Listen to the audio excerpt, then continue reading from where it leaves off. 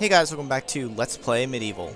Last time we did Return to the Graveyard, and before we move on, there's actually a couple of things I learned since the last video, and for the earlier stages, I'll probably just have to put annotations for those, but for moving forward, for the split path here, the Enchanted Earth, we could technically go here right now, but we need another item to complete this 100%, which I believe we should get from the right path in the Sleeping Village, so I don't want to do this yet.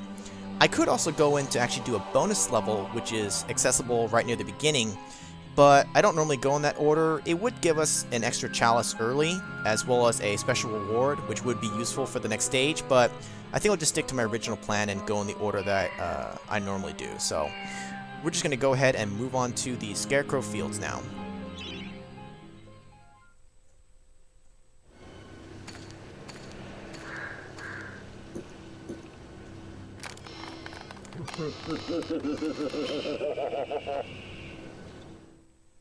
I like that Scarecrow's laughed, and actually that cutscene, it reminded me what I was thinking of for the demo for this game. I thought I had played it on a PlayStation Magazine demo disc, but that was for Medieval 2. I actually had a separate disc for just this game. That's where the demo was, and it actually had the Scarecrow as the cover art for it. I don't know what happened to that disc. It's probably long gone, unfortunately, but what are you gonna do? Anyways, the Scarecrows are almost unstoppable, so don't be a hero. Try trapping them while you make your escape.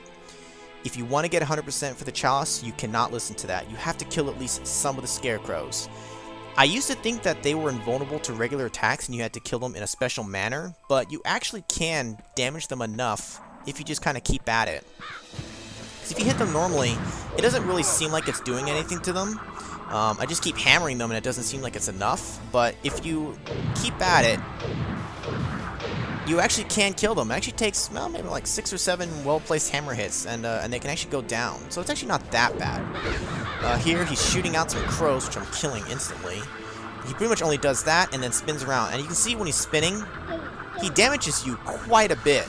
So I can see why you maybe want to run from them, or at least kill them in the other manner, because it's safer. But honestly, it's really not that bad. You can actually take them out pretty well if you know what you're doing. But one of the other things that I learned is that with projectile weapons, if you have one out and you hold R1, you can actually sidestep. You can even hold your shield up while you strafe like this. I suppose it can be kind of useful in some areas. I probably won't use it too much. I either didn't know about it or I just plain forgot, but anyways, doesn't really matter. Here we got some zombie farmers who are just jumping out of these haystacks. They all have a couple of farmers in each one. I think this one only has 2. One of the other things is with the projectiles is if I were to take my crossbow right now, and if I were to fire off all 182 bolts, I think if I try to fire again, what it'll do is it'll automatically switch to my my arm weapon, where it's just my arm and I throw it. But rather than what happens if I were to switch to the arm right now, it just instantly equips it. There's no animation. I think if you use all your bolts or whatever up, when it switches to that, it'll do like a little animation where you pull off your arm and even makes a little popping noise. It's just kind of a nice little bit of extra detail, but I don't really feel like I need to show it because there's nothing too special, but it's kind of cool. Beware of mischief makers in metal machines. Who knows what dark sorcery brings their metal limbs to life? It would be good to see the back of such menaces. So that's a little hint for what's coming up here in just a second. But I'm going to finish off what's over here. And actually, I guess I was kind of wrong maybe about the clubs. Maybe you do kind of use it a little more than I thought. Because actually, what I learned supposedly is that if you catch it on fire like this, it does more damage to the enemies, which makes sense because it's on fire. But you can also just take it and kind of just hold it out like this, and some enemies can just run into it on their own and damage themselves. So you can use it in that manner if you want. I don't really intend to. Don't really need to. Might as well just top everything off. Why not? Do we have any more? I know sometimes you get like a good 3 or 4 that jump out, but that might be it for right now. Actually, we'll see if I can make some pop out. Because another thing that you can do is, once you get on fire like this, if I were to do it properly, you can actually take it and stick it in like this, and you can kind of smoke them out this way. If there are any remaining, they will eventually just kind of jump out and they'll be on fire. This is probably empty right now, but there will be some more later on. And supposedly, you can actually destroy these if you hit it enough. I tried testing it, it just didn't work for me. Supposedly, you can get a little bit of extra gold and some health vials, but it's really not necessary, so I'm just going to skip that, if that's even possible. Here, we'll switch to the crossbow, and just aim at the head. Only takes a couple of shots. Get behind it. You can see it's just a little imp who's just causing some trouble, so we'll just take him down. I do also have my daring dash, which I will start using here. Get the moon rune for killing him. Open up this little door. Got a bunch of bats, so let's just quickly run in, grab the rune, grab the club, and get out of here. You don't even get any percentage for your chalice for the little bats and crows, so there's no real point in sticking around to fight them. Got a slow-moving windmill here. You can just easily time your way through or just dash through. Make sure our health is topped off there. Hooah! We got a couple more scarecrows I do want to take down so that I don't have to backtrack like I normally would. Just get this one to stop spinning so I can... Well, I'm just going to take a lot of damage, I suppose. There we go. There's plenty of... Ow! Plenty of health in this stage. It's not that big a deal. Man, these crows, they are just so annoying. They don't really do much. They're just pecking at me. How am I not hitting him? I'm at a bad angle with the camera here. Actually, that's fine. Right here, this reminds me too.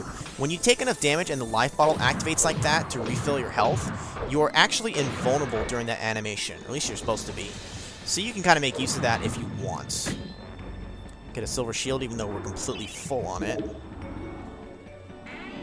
Here, this is where the strafing can actually be kind of useful because he's going to shoot fireballs at us, so I can kind of strafe around those. Dash and get behind him.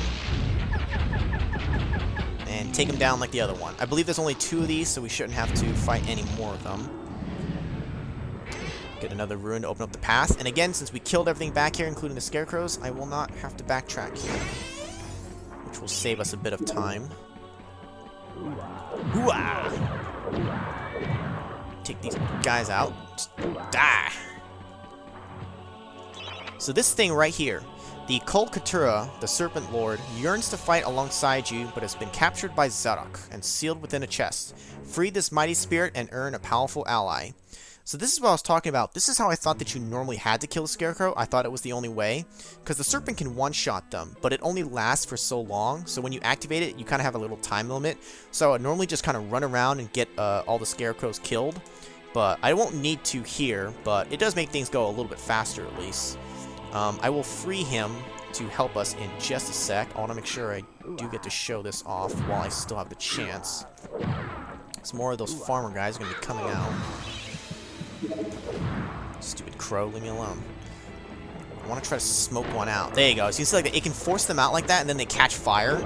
You could also just stick the fire at them naturally, and they'll catch fire as well. But so you can kind of smoke them out like that. That's what I used to do to make sure that they would all be done. So if I wasn't sure if there's any left in there, I would just stick some fire in it and see if anything reacted. You can see right there, there's some little things hopping in the cornfield. It's kind of a hint that you do not want to go into that cornfield, which I will show off in a little bit. For now, let's grab some health. And I guess then I'll read the book over here, even though there's a scarecrow next to it. Death waits in the cornfield. Pick your route carefully and do not linger in the corn. I'll show what happens if you go into the corn in just a little bit. Right now, I want to free our little serpent helper, so they can help us finish off these other scarecrows, even though we don't need it, which is kind of helpful. So right there. So he'll just kind of follow you around. He just automatically targets the enemies. He doesn't hurt you. He only hurts the enemies. And he usually does a decent job of following you, but sometimes he kind of just takes the scenic route and gets kind of lost. Sometimes I don't even know where he is or if he's even still active. But he will help us get to 100% easier. And we actually already got it now.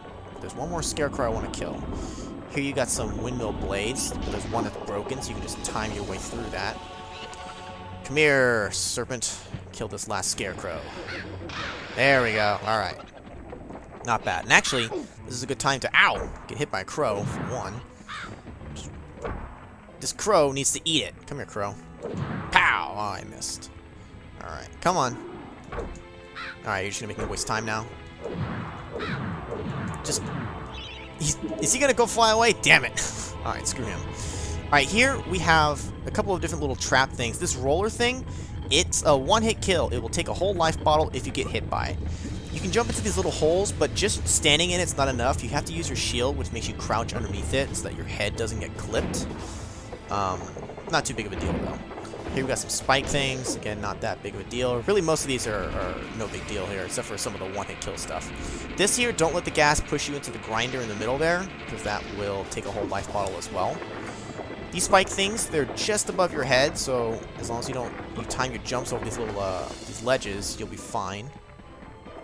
And last but not least, we have these little spike comb things. You can kind of just dash jump your way through it, honestly. So here we go. Now we got the harvester part. So now I can kind of make my way back. Took a little shield damage there, but that's what it's for. Make our way back to where it's needed. Kind of sucks that they make you backtrack like this, but I guess they really just intended for you to have to go back through these things multiple times to try to get you killed. Or at the very least damaged. There we go. Just kind of go around the opposite way that was supposed to. At least, I guess, for the way they intended you to. And we can go get the chalice. So again, just gotta time our dash through there. Already got the gold there. Pretty much killed everything. I got the health vial. So I will show the cornfield in just a sec. Hooah! I like the noise that those guys make. Hooah! These fields are home to many mad machines, yet the most bizarre of them is housed within this barn. I don't think I read that before. But now we need to go in there to help get to the chalice, but I will also get some gold back here, while being careful of the cornfield. Hooah! And we got a bunch of these little buggers, a couple of bats or whatever. Take them out with the sword, because it's supposed to be better for aiming at them than the hammer. It doesn't always work for me there. Alright. The corn cutting machine is missing a part. A cog fell off this machine, or this miracle of modern agriculture, and it hasn't worked since. Well, we got the missing part. All we gotta do is lower it down first. We could have come here earlier, but it wouldn't have mattered without the part, so I just said we'll just come back later.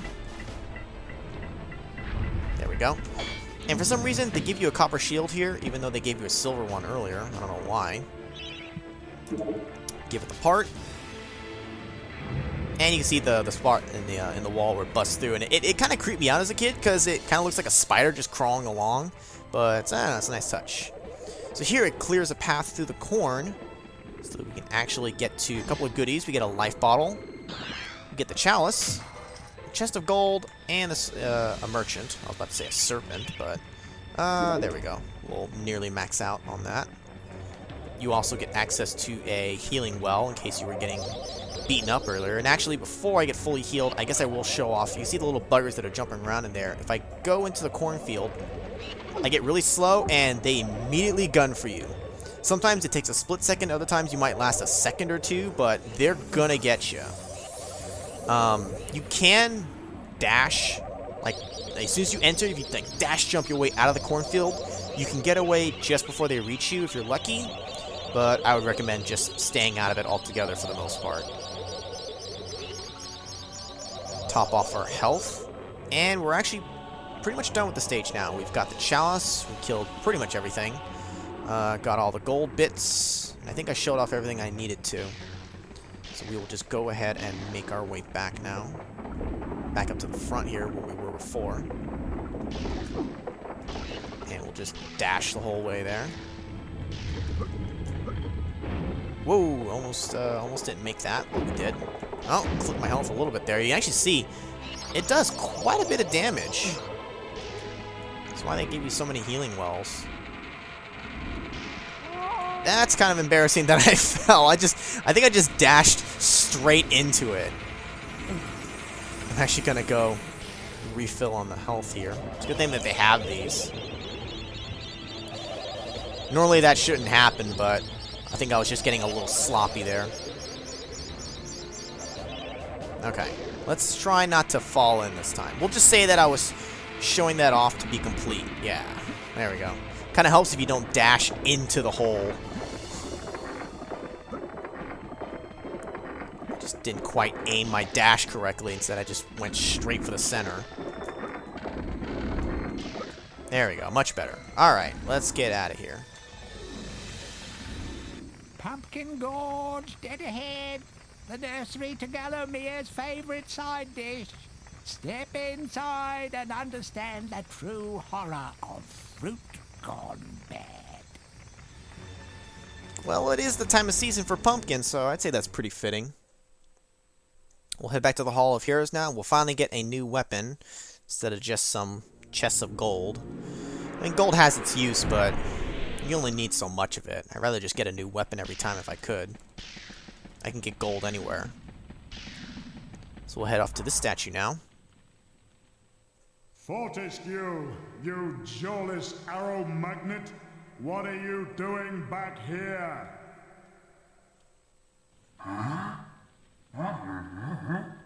What? Call me Mr. Woden the Mighty.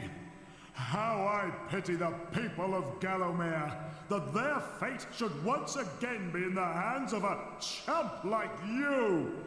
Still, I suppose it's not fair to take it out on them. Take my sword, and do try not to stab yourself in the foot. You know, I've always had my doubts about you, Fortescue. You're just not carved from hero material.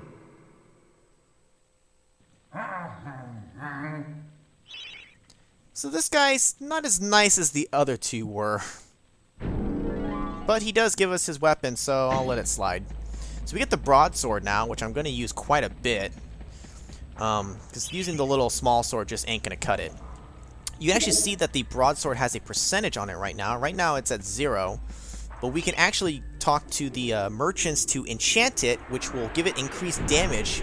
But as we have the sword out, even if we're not using it, the percentage will start to tick down at about maybe like 1 second. So it's a limited time that you can have that power boost, but it does help. Once it runs out, you can always just re-enchant it, of course. So we'll go ahead and save our game. And again, we get another branching path. So here is the Sleeping Village, but we don't want to head there just yet. In the next video, we will head on to the Pumpkin Gorge, which is very fitting for the month of October. So, I'm going to cut this one here, so I'll see you guys in the next one.